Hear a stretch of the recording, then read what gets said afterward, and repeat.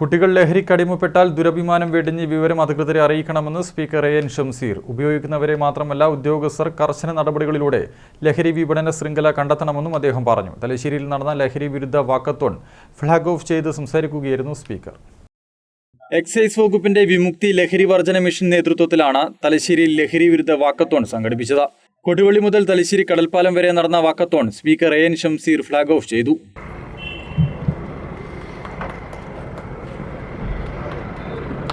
കുട്ടികൾ ലഹരിക്ക് അടിമപ്പെട്ടാൽ ദുരഭിമാനം വെടിഞ്ഞ് രക്ഷിതാക്കൾ അധികൃതരെ അറിയിക്കണം. അവരുടെ സഹായത്തോടെ മക്കളെ ജീവിതത്തിലേക്ക് മടക്കിക്കൊണ്ടുവരുവാൻ സാധിക്കണം.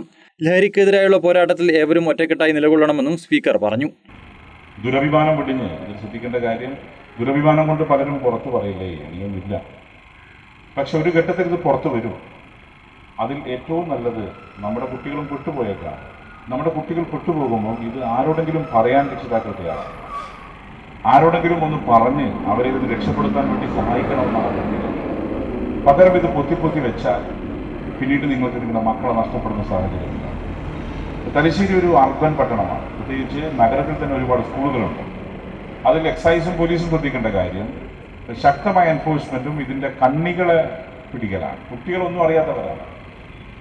അവരിതിന്റെ ഉപയോഗത്തിൽ അടിമപ്പെടുകയും പിന്നീട് ഒരു തരത്തിലും ഇതിൽ നിന്ന് രക്ഷപ്പെടാൻ സാധിക്കാത്ത സാഹചര്യം ഉണ്ടാവുന്നത്. ഇവിടെ അതിൽ ശ്രദ്ധിക്കേണ്ടത് പോലീസും എക്സൈസും തന്നെയാണ്.